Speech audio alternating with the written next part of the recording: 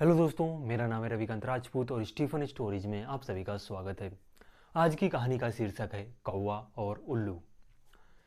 काफ़ी समय पहले की बात है। एक विशाल बरगद का पेड़ था जिस पर हजारों कौवे रहा करते थे। और उन कौवों का जो राजा था वो भी उसी बरगद के पेड़ पर रहता था।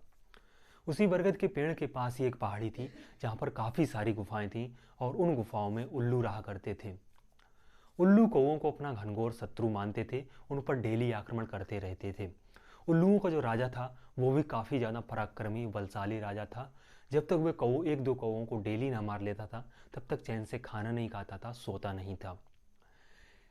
कौवों पर जब डेली आक्रमण होता रहा तो कौवों की संख्या धीरे धीरे घटने लगी और इस समस्या को लेकर कौवों का राजा काफ़ी ज़्यादा परेशान था। एक दिन कौवे के राजा ने सभी अपने बुद्धिजीवी जो सयाने कौवे थे उन सबको बुलाकर मीटिंग रखी और इस बात पर चर्चा की। देखिए, हम लोग कौ उल्लुओं पर आक्रमण नहीं कर सकते क्योंकि उल्लू रात में हम पर आक्रमण करते हैं। क्योंकि हम उल्लुओं पर आक्रमण नहीं कर सकते, देखिए हम लोग उल्लुओं से नहीं जीत सकते, वो हमसे काफ़ी ज़्यादा बलशाली हैं। वो हम पर रात में आक्रमण करते हैं और रात में हमें दिखाई नहीं देता है। और दिन में हम उन पर आक्रमण नहीं कर सकते क्योंकि वे अंधेरी गुफाओं में रहते हैं जहाँ पर हम लोगों को कुछ आइडिया नहीं है वो कहाँ पे होंगे।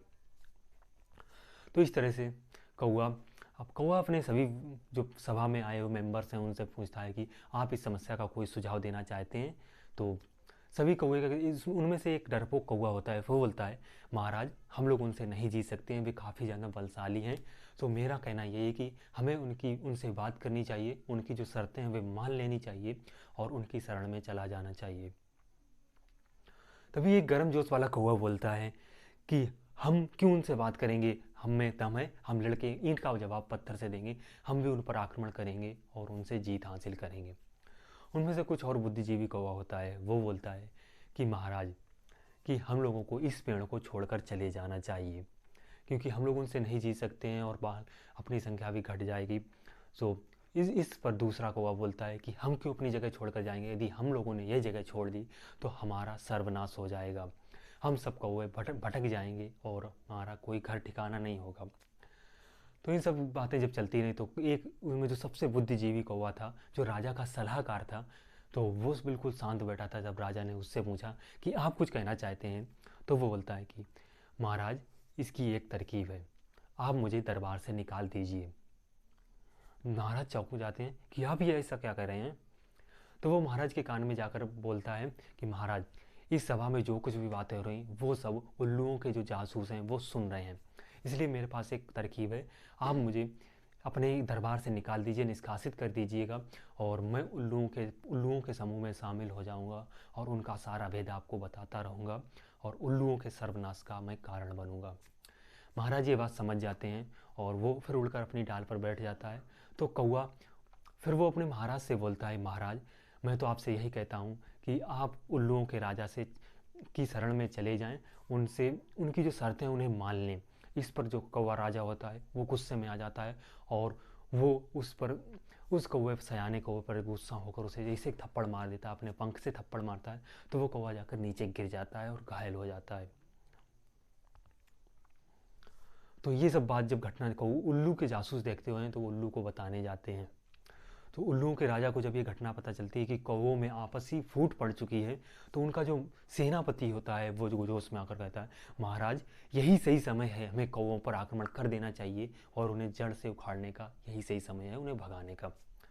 तो महाराज भी इस बात से सहमत हो जाते हैं, चलो आक्रमण की तैयारी करो, सेना को आदेश देते हैं और वो सभी लोग अपनी सेना लेकर आ जाते हैं। बरगद के पेड़ पर जैसे ही उल्लुओं का राजा आता है तो वो देखता है कि सारे कौवे तो यहाँ से कोई भी एक भी कौवा बरगद के पेड़ पर नहीं है, सभी के सभी जा चुके हैं। क्योंकि यहाँ पर जो सयाना कौवा था उसने राजा के कान में कहा था कि जैसे आप मुझे दरबार से निकालेंगे और उल्लू के जासूस जो उन्हें खबर देने जाएंगे उसके बीच में तुम ये बरगद का पेड़ छोड़कर ऋषिमुख पर्वत पर चले जाना। तो सिर्फ वही एक सयाना कौवा वहाँ पर रह जाता है। तो एक कौवे की नज़र उस पर पड़ती है तो बोलता है कि महाराज यही वह कौवा है जिसे कौवों के राजा ने दरबार से निकाल दिया है। तो जब उल्लुओं का राजा उस कौवे के पास पहुँचता है तो वो उनसे कौवों का राजा उनसे वह सयाना कौवा उल्लू के राजा से बोलता है महाराज मैं तो अपने महाराज को यही समझा रहा था कि वो आपसे आपसे नहीं जीत सकते हैं, आप ही बहुत पराक्रमी बलशाली राजा हैं, आपसे नहीं जीत सकते हैं, इसलिए आप उनकी शरण में चले जाएं, उनकी सारी शर्तें मान लें। इसी बात पर उन्हें गुस्सा आ गई और उन्हें मुझे दरबार से निकाल दिया है। अब मेरा कोई ठिकाना नहीं है, आप मुझे अपनी शरण में ले लें और मैं आपकी सेवा करना चाहता हूँ।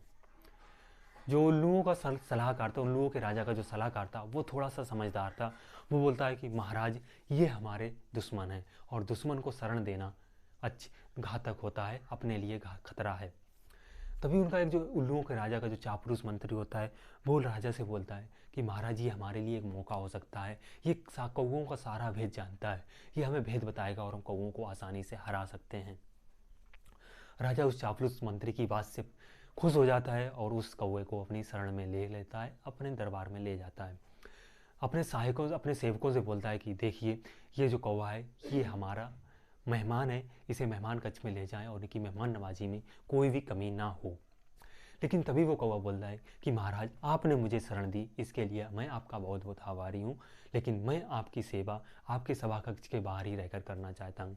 आपकी सभा कक्ष का जो गुफा का द्वार है उस पर रहकर अपना सारा जीवन व्यतीत करना चाहता हूँ। तो राजा भी मान जाता है, चलो कोई बात नहीं। तो वो कौवा गुफा के बाहर रहकर अपनी सारा काम करने लगता है और जो अंदर गुफा में हो रहा है वो बातें उसे सुनाई देती हैं और उन सबको वो मिला जुगा। तभी एक दिन सभा में फिर से राजा को जो सलाहकार होता है वह चेतावनी देता है कि महाराज आपने एक शत्रु को शरण दे रखी है, ये आपके लिए बहुत ही घातक होगा। इस पर राजा क्रोधित हो जाते हैं कि तुम्हें अगर इस दरबार से जाना है तो चले जाओ, दोबारा ये बात मत बोल देना। कुछ समय बाद जो कौवा बाहर जो दर दर गुफा के बाहर पहरा दे रहा होता है, रह रहा होता है, वो धीरे धीरे लकड़ियाँ इकट्ठी करने लगता है। वो उल्लुओं के राजा से बोलता है महाराज सर्दियाँ आने वाली हैं और सर्दियों से बचने के लिए एक वो छोटी सी झोपड़ी बनाना चाहता है। तो राजा भी उस पर कोई ध्यान नहीं देता है और वो लकड़ियाँ इकट्ठी करता रहता है और काफ़ी सारी लकड़ियों का ढेर इकट्ठा कर देता है। तो एक रात जब सभी उल्लू सो रहे होते हैं तो वो कौवा उड़ता उड़ता जाता है और ऋषिमुख पर्वत पर पहुंचता है, जहाँ पर कौवों का राजा उसका इंतजार कर रहा होता है। वो कौवों के राजा के पास पहुंचता है और अपनी सारी योजना बता देता है और सभी कौवों से बोलता है कि पास के जंगल में आग लगी हुई है, वहाँ से जाकर सभी कौवे जाएंगे और अपनी चोंच में एक जलती हुई तीली दाब कर लाएंगे और सभी लोग मेरे पीछे उन गुफा तक चलेंगे जहाँ पर उल्लुओं का वास है। तो ठीक ऐसा ही सभी लोग करते हैं। उल्लुओं के पीछे पीछे पहुंचकर वो एक एक मुंह में अपनी चोंच में एक एक जलती हुई तीली दाबकर उल्लुओं की गुफा के पास पहुंचते हैं और कौवे ने जो लकड़ियाँ इकट्ठी कर रखी थी उसमें आग लगा देते हैं। इस तरह से उल्लुओं की सारी गुफाओं में आग लग जाती है और धुएं से और दम घुटने से सारे उल्लुओं की मौत हो जाती है। और इस प्रकार कौवे उल्लुओं पर आसानी से विजय प्राप्त कर लेते हैं। तो इस कहानी से हमें एक शिक्षा मिलती है। क्या शिक्षा है? कि हमें भी कभी भी अपने शत्रु को अपने घर में शरण नहीं देनी चाहिए, ये घातक साबित होती है। घर का भेदी लंका ढाए, ये कहावत तो आपने सुनी ही होगी। कैसी लगी आपको आज की स्टोरी, आप हमें कमेंट में बता सकते हैं और मिलते हैं नेक्स्ट स्टोरी में। और ये थी हमारी 100 डेज 100 स्टोरी चैलेंज की स्टोरी नंबर 6। चलिए मिलते हैं नेक्स्ट वीडियो में, तब तक के लिए goodbye and thanks for watching.